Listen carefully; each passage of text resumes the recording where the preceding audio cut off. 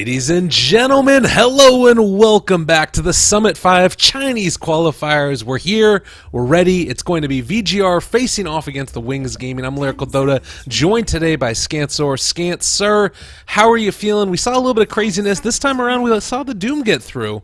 A little bit of a different take this time as VGR picked that one up. Yeah, it's not uncommon. Something that I've seen quite a lot in Chinese Dota is team wants to ban out the Elk and the Bounty and pick the Doom, or alternatively the Elk and the Doom pick the Bounty, or the Bounty and the Doom pick the Elk. These are kind of the three gold cheating heroes. That's how I like to refer to them. They're the three heroes in the game that just produce extra gold, whether by Devour or Track or Grievel's Greed. And so they give that kind of innate advantage of all things equal, you're just getting more value off the map. Wings go for the Enchantress, which is an interesting response to the Doom, considering the fact that teams, when Doom started becoming popular, were picking the Doom against the Enchantress actually as like a counter roamer. I feel like the Doom matches up pretty well in that kind of scenario, but obviously it is one consideration just that you have a jungler when they have a jungler, so that you're not losing out too much on value, and Doom very often is that jungler. Yeah, that's kind of an interesting one, and I feel like Enchantress, you can have her as a really great complement to a lineup that wants to try and pressure the map early, either through taking objectives or trying to, maybe move on in with a couple of those creeps and secure Roshan or something else like that. It feels like it's a good way to make that work, and it does seem like if this is going to be an Enchantress roaming, it's not going to work as well as just a straight up head over into the jungle and try and farm up some creeps and maybe roam into the off lane if the Doom isn't there. But yeah, being able to just devour away one of her creeps is kind of a huge impediment to her being able to do things. I do like the Tidehunter's second pick though. So Wins Gaming starting off with a nice huge AoE crowd control ability and a good amount of damage off the back of that Enchantress. It's a huge contrast to last game. Last game, Wings had this kind of like immediately obvious that they draft this kind of greedy draft, and this game it's exactly the opposite. It's even if they do run Enchantress as a jungler, this is a 1-2 opening which is not greedy at all, which gives them a lot of play early on and doesn't require that much of them to be in the game and active early on. Well, VG, I'll go back for the Lion, most popular hero of the patch, I think. Certainly the most popular support these days. It's almost always picked in the first phase in basically every region, so not that much to be said. I think in the most recent patch it got a minor nerf, like -2 base intelligence, something like that. Yeah, but it's I not don't super think it's a significant. huge deal. No, definitely not. And it's still, the hero does what he needs to be able to do.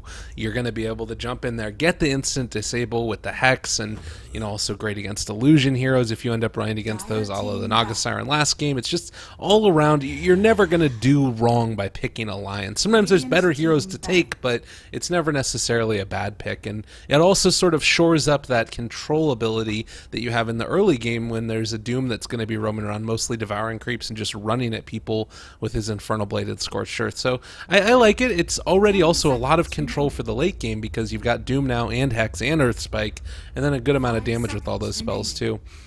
So a pretty decent start for VGR, and I think this is like the newbie opening, wasn't it? This is like what they were running. It was Chuan and on the line, and then KP running the Doom, and it just felt like it was always a great answer. Yeah, it is. Although that's something quite particular to newbie at the moment, Right. to run the Doom in the off lane all the time. Some teams do run it there, but predominantly I still expect teams to be running it as a 4-position hero. I think this is more likely an FY Doom. Not necessarily though, it definitely can be an off laner. Wings banning out Phoenix, so they actually, the fact they banned the Phoenix makes me think that maybe they do expect the Doom to be a core and not a 4-position, because Phoenix usually is played as a support at the moment. It does feel like there's sort of their own metagame that they're creating amongst themselves, and considering they banned out that Phoenix they were talking about, the Dragon Knight comes out now, not a ton of other great counters, although Doom is one of the ones that's capable of messing up the DK if you're able to either A, get the Doom off before Dragon Knight ends up popping that ulti, or B, just the Infernal Blade right click is pretty good considering it's percentage based damage. Although if you're getting that close to a Dragon Knight, maybe you're in a little bit of trouble regardless. Dragon Knights is actually a ridiculously strong hero this patch. This is one of those heroes that it happens every now and then with heroes that it quietly gets buffed several times, buff after buff after buff, and suddenly when the situation's appropriate for the hero to be picked again, you realize, oh, it was buffed maybe a few too many times. And with this patch, we also got the armlet buff. We got just strength heroes in general being buffed. Their attack range. They start with more mana, which is important for them. Um, this hero, it's not strange at all or surprising that it's very popular in the current patch, and it's really strong. It's I think one thing people underestimate about Dragon Knight sometimes is that it really does function as a secondary carry. It's not just your tanky initiator. This is a hero that absolutely does scale into that fighting situation. But it also has the bonus of being a frontliner, a tank, initiator, and a pushing hero, which, you know, the natural pushing heroes have really become quite popular in this patch. People talk about Londra, they talk about Lycan, Beastmaster. They don't that often put Dragon Knight in that category, but I think it kind of is in that category. I think Dragon Knight, with that first level of ulti, becomes pretty scary for towers. Yeah, and you pair them together with something like this, the Slark now, and a good amount of control with the Tidehunter. I remember a game that I was watching earlier today. It was an America's game, and Dragon Knight got picked, and there was a fight around the Roche Pit where he just went into ulti form, level 2, an armlet, and pretty much that was it. And he did so much damage because they were all grouped up as 3, and that splash really is it's unbelievable how much damage you're capable of doling out in an AoE. I mean, you think about Gyrocopter as a natural hero that's capable of doing AoE damage as a ranged hero, but DK really fits in that vein as well. So I think that's also just another part that it brings up. You're mentioning the armlet being buffed. You can actually do damage much more quickly and come online more quickly, I feel like, than a Gyrocopter does, with the exception of his ulti. Like, Gyrocopter, after he throws his ulti, compared to Dragon Knight, the physical DPS is just night and day. But Slark is going to be taken again. We talked about how strong this hero is. Do you think that this is a particularly great game for him? I'm a little bit concerned about all the single target disable. I mean, obviously Slarks don't like being doomed, but these days if you can get into fog, that's fine as well. For Lion, it depends on timings of pact, stuff like that. So I think a Slark is fine, especially when your other cores are Dragon Knight and Tidehunter. I think it's totally, like, Slark is going to have the luxury of taking the fight how he wants to. You can come in and out of the fight while the other heroes kind of anchor the presence of the team. So I think it's a pretty good pick. Certainly much more standard pick. I mean, so far Wings have a pretty standard looking draft compared to last game or what we usually expect from them. Armlet did get nerfed in 6.87D, but I think the nerf it affects Dragon Knight less than any other hero. Basically, it's just like drains your HP a bit more, and DK's got that insane regen that really just doesn't make that relevant at all. Well, VG will go back for the Night Stalker, so an interesting pick. It's makes us ask questions about how they're going to be laning things. Is it offlane Night Stalker, offlane Doom? Could it be a Midnight Stalker? Something that I've seen once or twice recently. Yeah. That's something that it feels like it's more capable of being able to be used against the DK, maybe because he's melee. You still have to contend with the damage reduction that Night Stalker would be pretty hurt by, but it wouldn't be the worst necessarily the worst pick in the world. Like, think about him going up against a Quap. That'd just be terrible. But yeah, I kind of... I don't know. I always have this fear with Night Stalker when I see him get played where you end up in this situation where you get your Aghanim Scepter up and then you can see the enemy coming at you, but you can't do anything about it once they've taken down all those tier 2 towers. Just, I feel like sometimes if the hero doesn't get off to a really good start, he can fall off so hard. And I guess with the Gyrocopter now, there's going to be a really nice timing. When Gyrocopter gets his 6, if Night Stalker gets up to that level 4 or whatever and is capable of throwing out some damage in either the first or second nighttime. But I'd be a little bit worried about him getting stuff done. Yeah, I really wouldn't mind a Midnight Stalker this game. But I think Night Stalker Axe is really good against Slark, because Slark, the way he likes to fight is by coming in and out and regenning, and if there's a Night Stalker Axe involved in the fight, you have to run that much further away to actually get your regen on, come back in. Really awkward for you. We're going to see now what their last pick's going to be. Wings to ban the win ranger, so yeah, expecting a mid. It was a mid. It's a Shadow Fiend, in fact. You can't just act like you were expecting that. Come on now, man. This is some craziness. We're seeing a Shadow Fiend here. Who's picking Shadow Fiend these days? No diggity, yeah. Okay. Practice played it a few times. This is Um, crazy. it's not. I don't think I've seen it recently. Actually, no. I think I have seen a Shadow Fiend once recently in China, but I can't remember who it was. I've seen it a few times in my pubs. That's why I'm like less surprised. I had a SF in a pub yesterday. Actually went for the Ags build. So, Really? that was Condolences. interesting. Um, did it work out? I mean, is that something that we're going to be seeing? Is that the new meta? I see the Uh, name No under Shadow Fiend, and I feel like I'm being told the answer.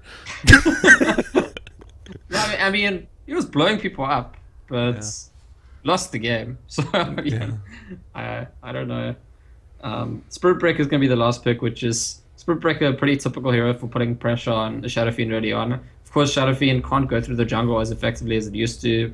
The camps, if you stack them, have more magic resistance, and it's slightly takes slightly longer to go through. You can go through them; it just takes a little bit longer.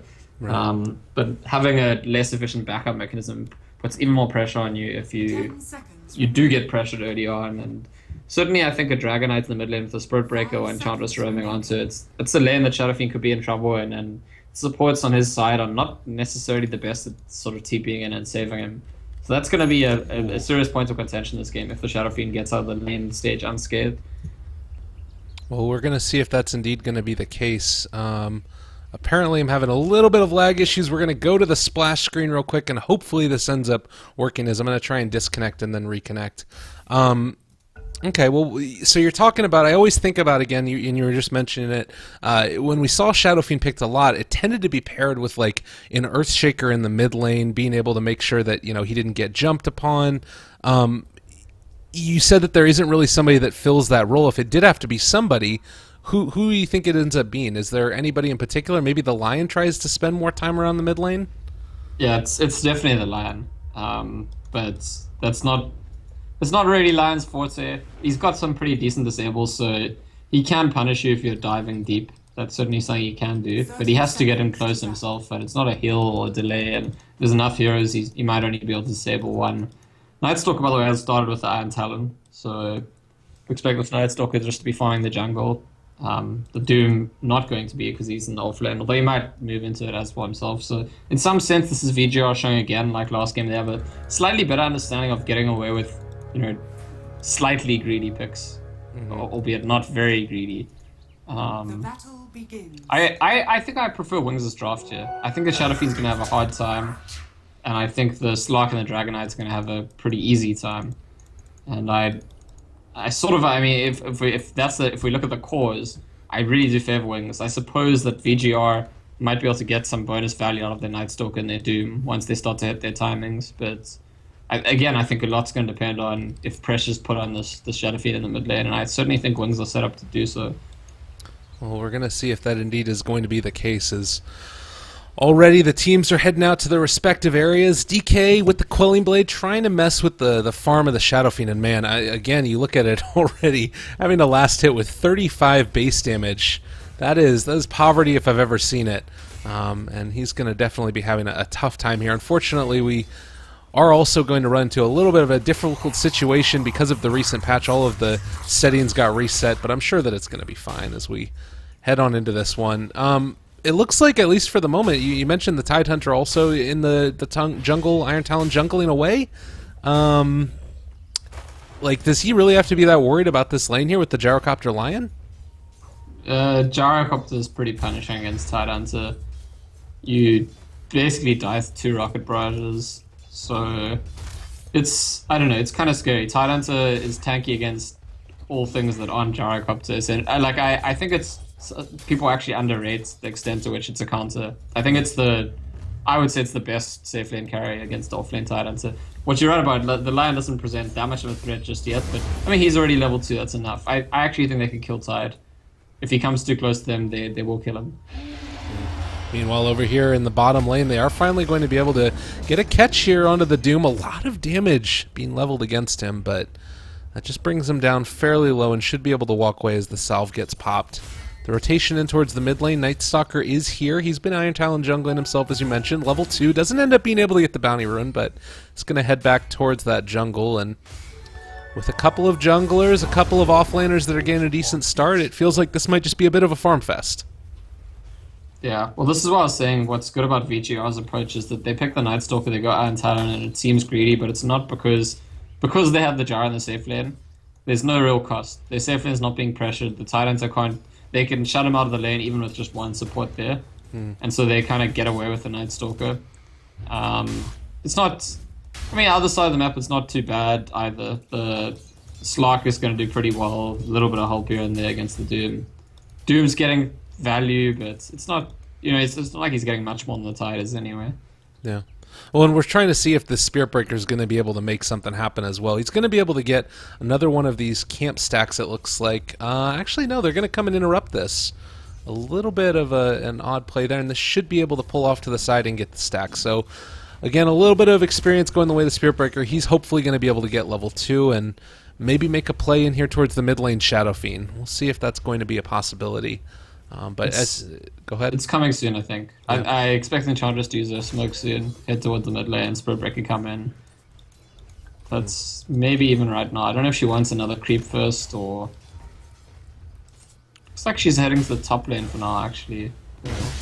Might be a good time. Tidehunter level 3 is going to take a little bit of damage. Sharing it there with the Hellbear Smasher, though. He should be able to walk away for the moment. They're going to bring in the Enchantress Creep, trying to find this, and it does look like they're going to be able to turn it around at least a little bit, doing some damage right here to this Gyrocopter, and he needs to back the heck out of there before things go further awry.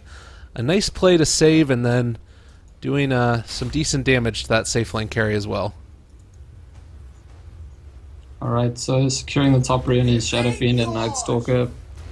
Shadow Fiend's career is sending out boots, and it is nighttime, so it's actually the most dangerous window for the SF is already passed. And I guess I wasn't correct. There hasn't been any pressure applied just yet, and maybe part of that is that the Spirit Breaker's play is kind of predictable. Well, speaking of predictable, he's going to catch Doom. This might just be a kill. Yeah, quick and easy 1-2 punch is going to end up finding that one. Bashes for good measure, and they find first blood. Meanwhile, up in the top lane, that was right at the same time that the Lion was going to be able to jump in and find the kill on the Tidehunter with the help of that Night Stalker. So back across the map we go, and a little bit lucky there on the Spirit Breaker. They get first blood.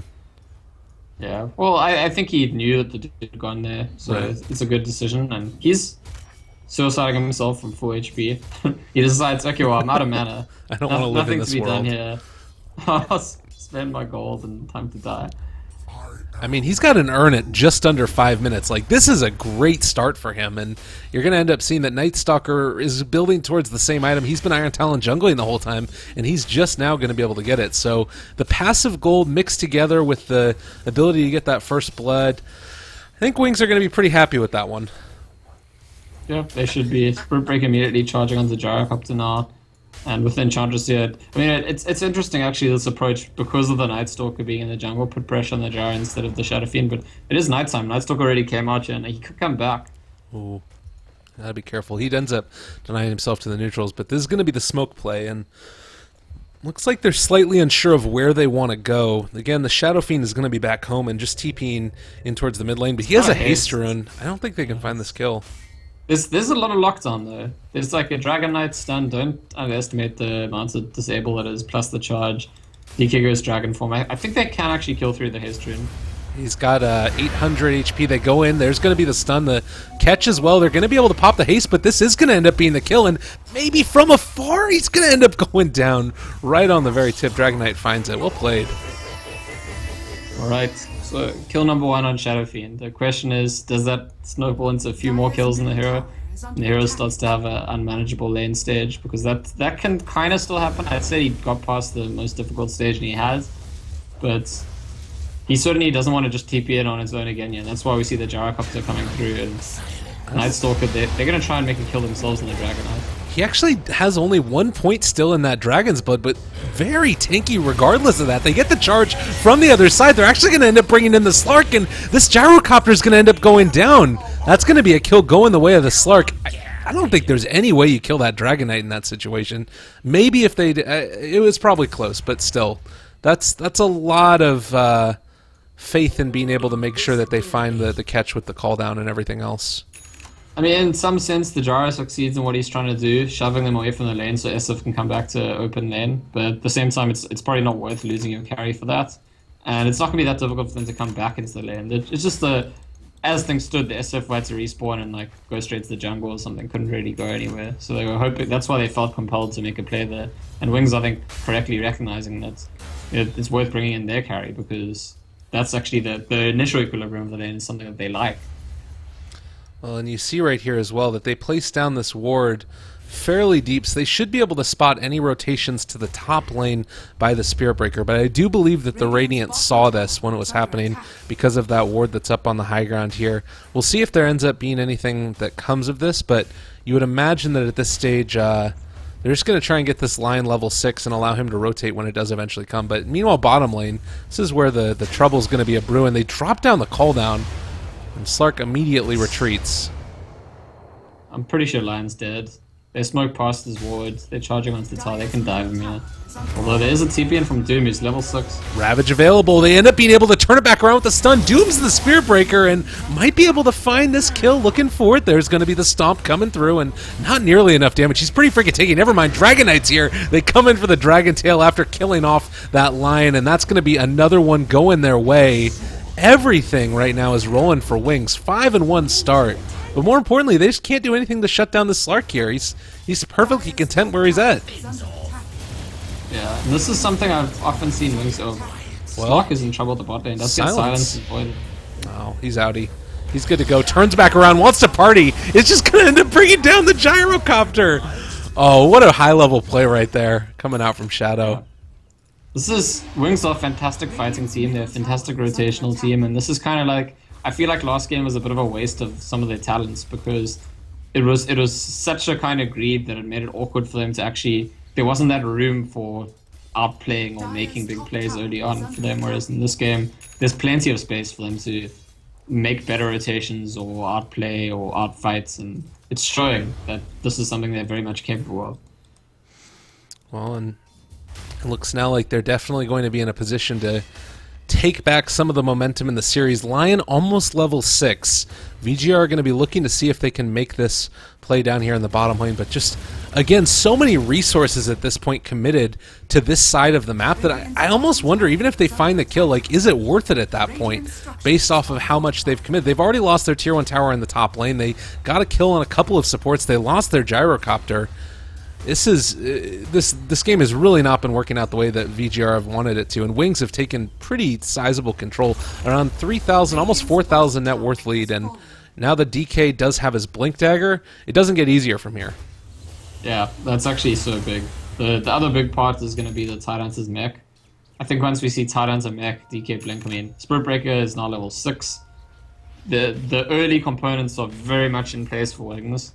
And I could see VGR losing a few big fights in a row coming up soon. If they need to get some kind of upper hand, they need to get a positional advantage, an initiation advantage, or get a fight where Shadow Fiend can hit lots of raises, something like that. Because that's the SF's damage output is still insane if he's hitting all those raises in a fight. It's just right now he's kind of like got a target on his head if he comes near anyone.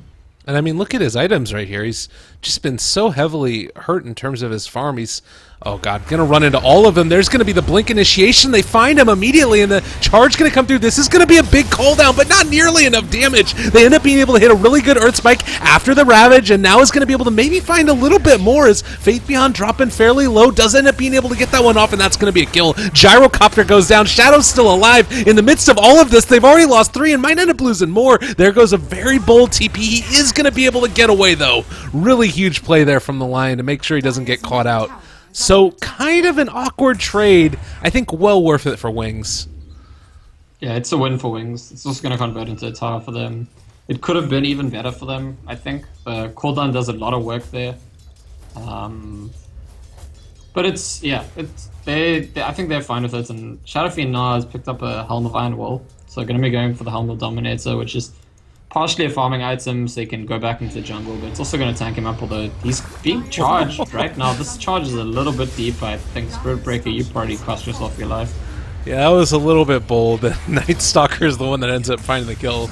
They do bring 5 heroes into the mid lane because of it. They were having none of their shenanigans, and now instead it's going to be a tower going the way of VGR, so a nice little turnaround for them, but I'm kind of curious.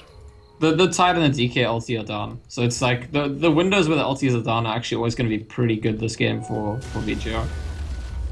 Oh, and now looking, going to be able to find that Enchantress, and guess what? That Untouchable, not the best against Rocket Barrages. The Earth Spike comes through, secures the kill. They're actually TPing in a couple more heroes here. Spiritbreaker wants to charge in again, but not going to be able to find a great angle for that to happen. I don't know if you saw Wings actually use their scan at their jungle, like while the Enchantress was being ganked. So they did expect a rotation, just not in the right place. Well, I'm starting to see maybe a little bit of the strategy come together here for VGR as far as what they want to accomplish. It's nighttime, and again, they're all grouped as 5. They've just took the mid-tier 1 tower, and now looking to see if they can take the top tier 1 tower as well, with those big cooldowns not available, at least for the moment. Well, Tidehunter Ravage is back up now. They can take this fight. And his mech's finished. He didn't have it last fight. Slark's going to have Shadow Blade. Dragon Knights can TP and does have ulti, so this is definitely a fight Wings can take, and I think they just want to stall it out a little bit longer, see if Slark can get butt tower or put pressure on it before they go for it. But I would be surprised if Wings don't take this fight. They'll never they're not going to let the tier 1 die without fighting for it. At the moment the tier 1's just not under much pressure, so they're just stalling it out, getting value in the other lanes that they're caused. Well, and it looks like they're just going to continue to stall it out for the moment. They can rotate anytime that they want, but instead just trying to min-max their ability to get in here. But there's the jump forward. Are going to be able to get the Doom onto Tidehunter. Suddenly a little bit of a bad engagement. The Requiem of Souls comes out, a ton of damage, and they're actually able to hex up the Spiritbreaker before he gets the... Oh, another strike off. 3 heroes dead in an instant, and... Man, that was a lot of magical damage leveled in that engagement. 1,300 out of the Shadow Fiend and 1,200 from the Gyro. Yeah, that was tactically very smart from VGR. I think that Wings are thinking exactly as I was saying. They can't really win a fight here, so they're going to be nervous approaching us, and we can TP in whenever we want. And VGR come up with the one plan which guarantees they will win the fight. If you get the Doom on the Tide before he's used ulti or mech, you do win the fight. And there isn't a fight to be had for Wings at all.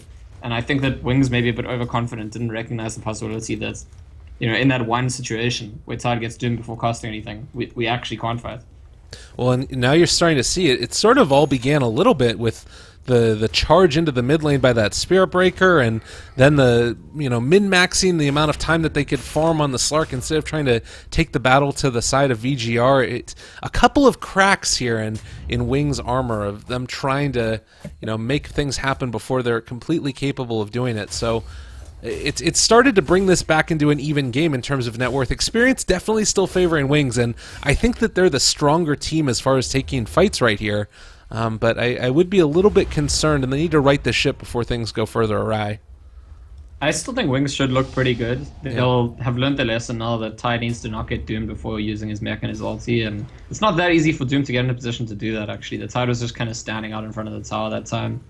I think it should be, Wings, the way they want to start a fight is Spirit Breaker and Dragon Knight to the front. Tidehunter can waltz in afterwards, get his ulti off, and it doesn't really matter if the Spirit Breaker or the Dragon Knight get doomed once they've cast their initial spells.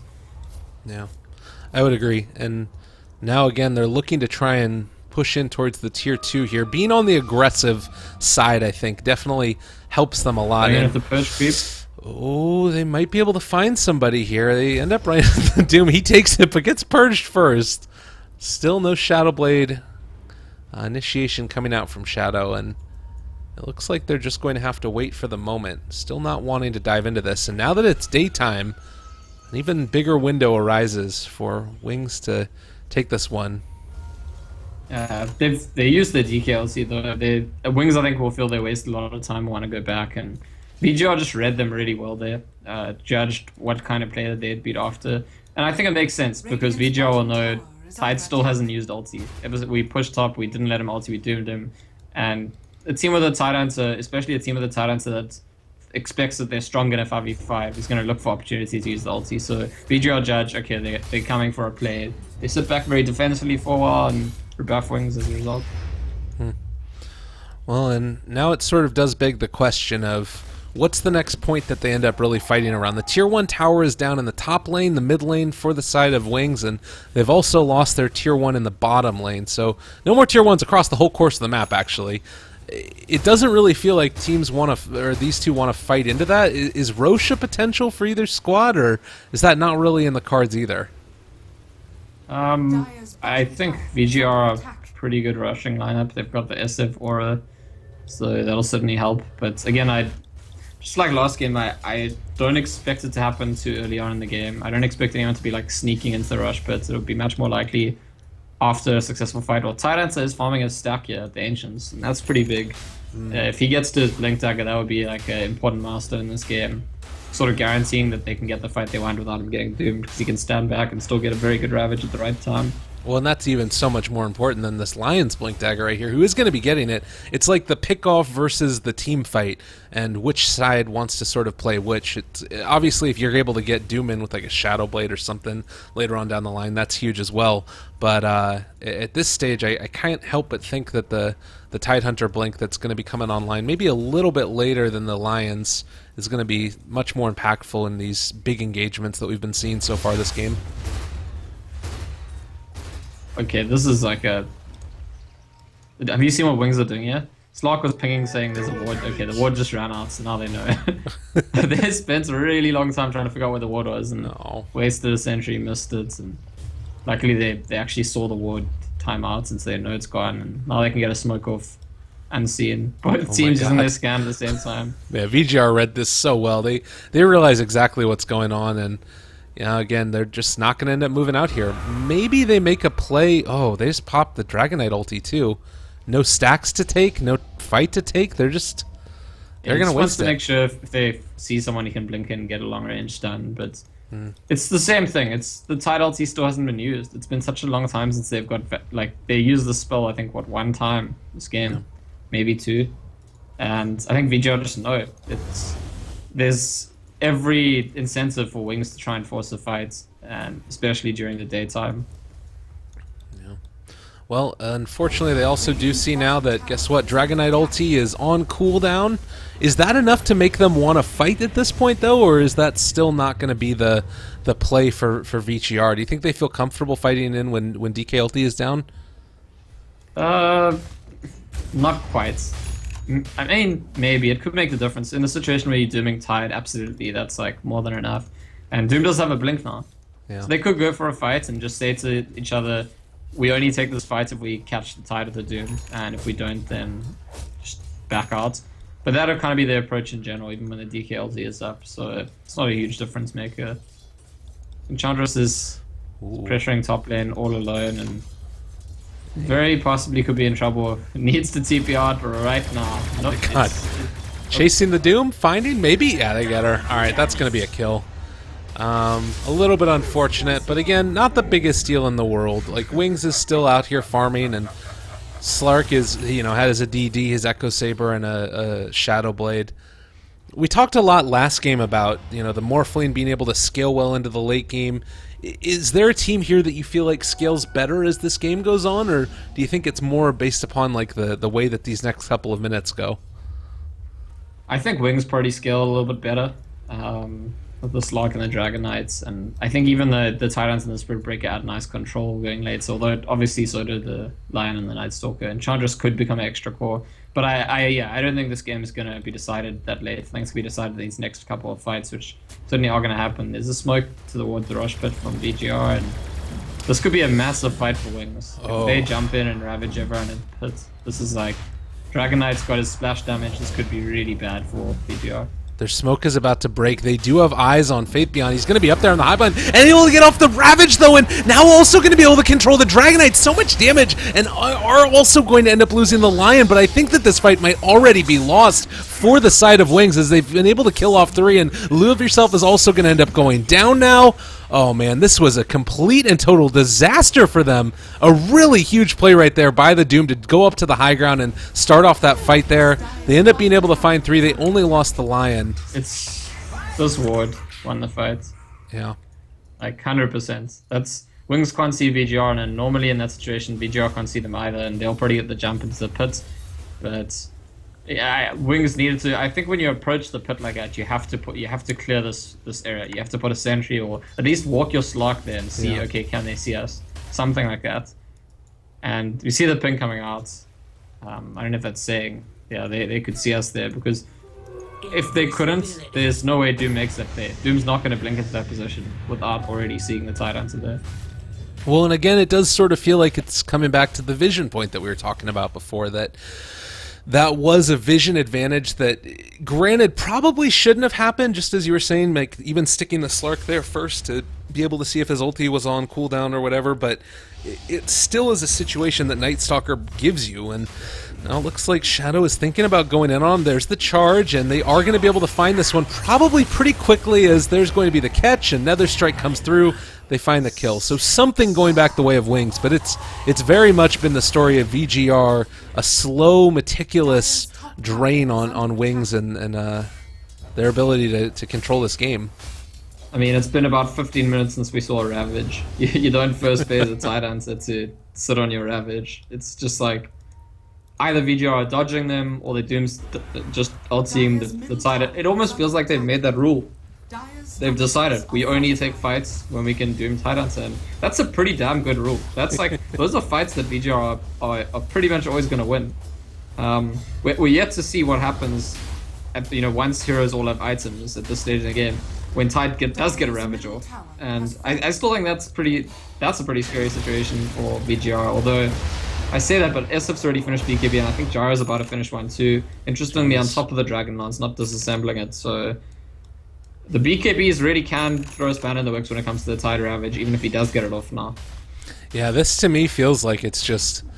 I'm so impressed by VGR in their play. Like, we haven't seen a ton of them since the Star Ladder finals, and when they were able to take that one, before the qualifiers came out. But they have just been playing top level this entire game, the entire series, really. And against Wings, one of the teams that's been shown to be the best out of the region.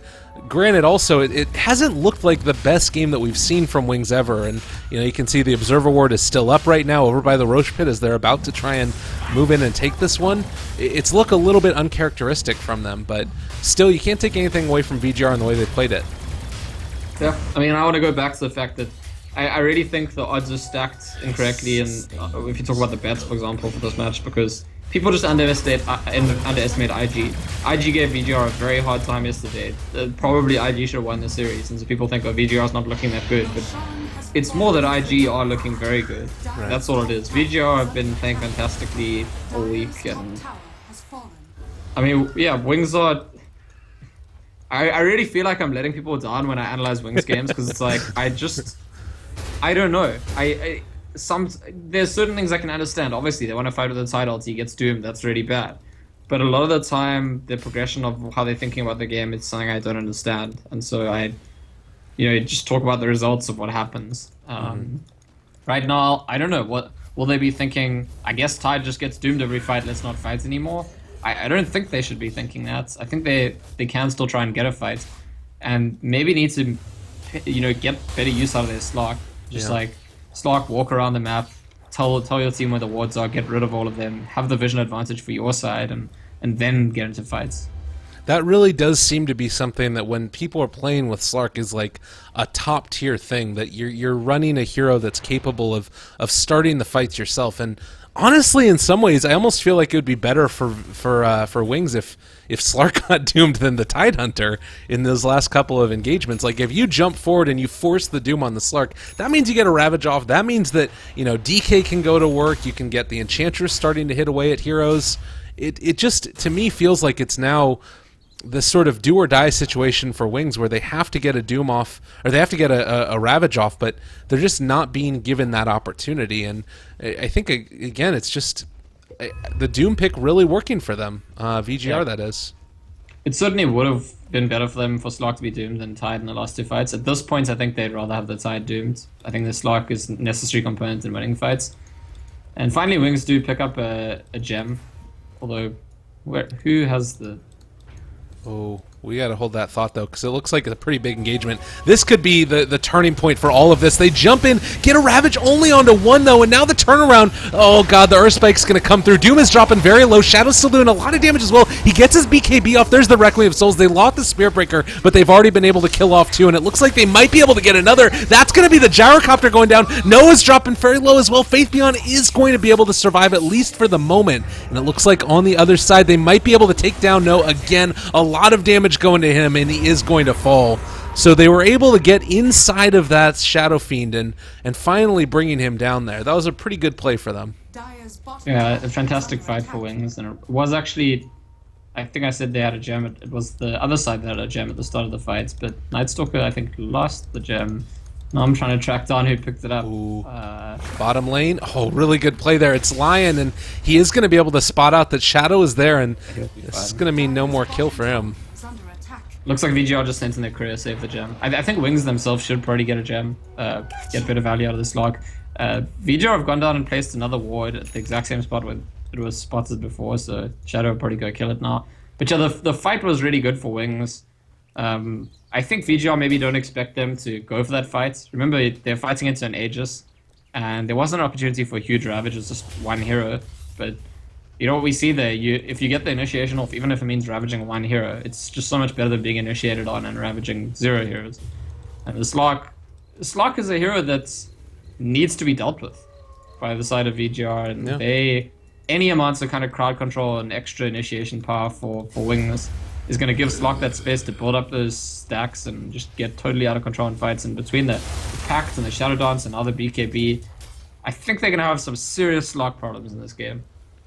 I mean, even still, he's got those 26 stacks of Essence Shift. He's really in a great position, and he comes on in a quick little couple of swipes onto the tower and backs out.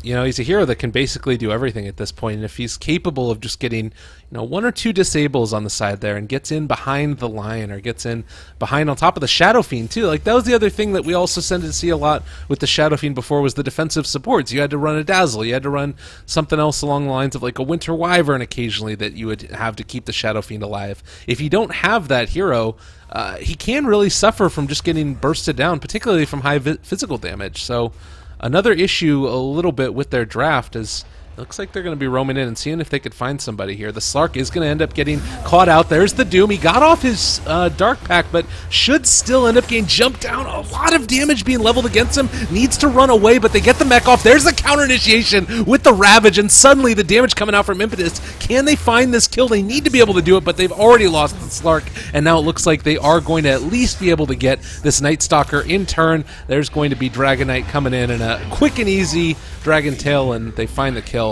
Well played there. Yep. In no way is that worth it for VG.R. Like, Slark is a very big kill, but to throw 3 heroes, sure, it's none of their carries, but it's still too much, I think, at this stage. When the game was very, very, very late, sometimes that kind of trade, all your supports for a carry is worth it, but definitely not now. I think they got carried away with the fact that it's nighttime, they have Nightstalker Ags, they could see Slark, they thought, okay, now's the opportunity, and Slark obviously will notice very quickly that they see him, and be able to go, oh, someone can see me, something's happening. So they didn't have a lot of time to decide, are they going or not? They decide to go. The thing that I think is sloppy about it is that it's so close to his base that the chances are, unless the rest of his team is like smoking off somewhere else, they're probably going to be nearby. You can count on what actually did happen happening.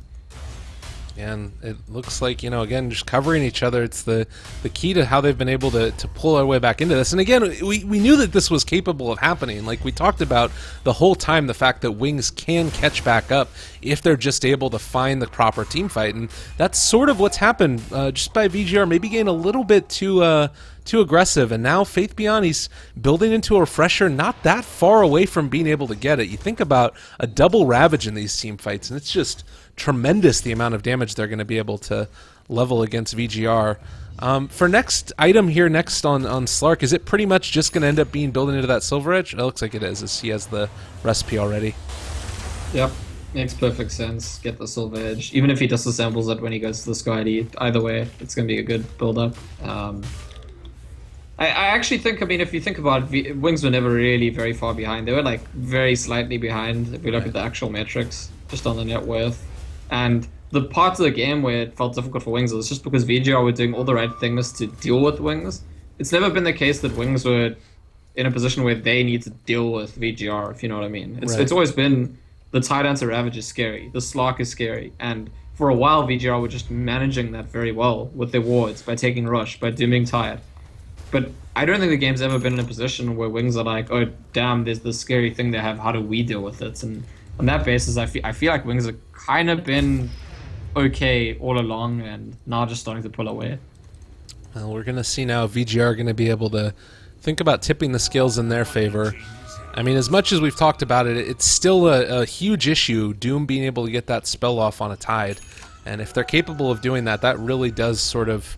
I mean, it turns it into a 4-on-5, basically. You're kind of screwed.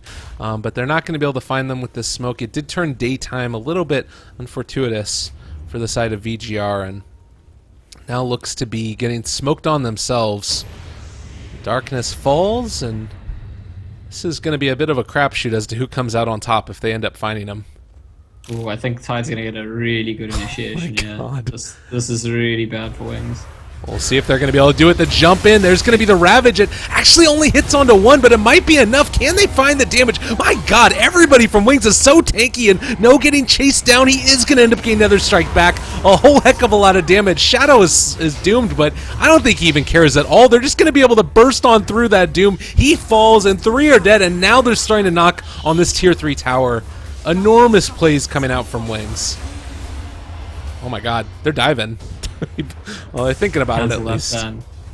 Spirit Breaker, you done that once in the mid lane in this game, early on, and remembers it didn't go so well then. But yeah, I said before the fight started really bad for Wings. Also, I misspoke. Obviously, meant VGR. You could see the Tide was gonna get a nice Ravage even with the BKBs up. This is gonna be two sides of Rax. Oh my God, he just keeps diving. That's going to be a dead line. Look at the damage. And all of a sudden, good game This well game's played over. gets called. Wings, in a flurry of excitement and a Ravage being thrown out there, a couple of good team fights, they take it. Yeah, I feel like Shadow Fiend ended up not being the pick. Ended up not putting that. You know, you want to pick Shadow Fiend as a hero that they have to deal with. Like, Shadow Fiend's so strong now, they have to deal with it. And I'd never had that feeling this game that Wings needed to respond to VGR. The best part of the game for VGR is when they were responding to Wings very, very effectively, and it made it look like they were ahead. But it was always them responding to the threat of Wings. And at a certain point, VGR needed to play a perfect game for that to happen over and over and over again, that they deal with Wings effectively, whereas Wings just needed to play the numbers. At some point, things are going to work out okay. They're not going to have the perfect situation to deal with us, and we're just going to be favored and win those fights. Absolutely. And again, I'm not sure. There's a couple of maybe suspect picks there for VGR. It also felt like the Wings kept their composure and their cool and were capable of taking the fights that they needed to down the lane. So we're going to move on to a game number 3 here. Wings versus VG.Reborn. It's coming down to the wire. I'm super excited to see how it ends up being finished off here. We've also got some more Chinese Dota that's going to be taking place immediately following this one. It's the lower bracket matchup, which is going to be Newbie versus IG, which is also going to be great. So even after the next game is done, stick around for some more great Dota 2 action. Lyrical Dota as well as Scant. You can follow us on Twitter at Lyrical Dota and at Scantzor. Besides that, just keep it tuned here. Summit 5 China qualifiers. See you in a bit.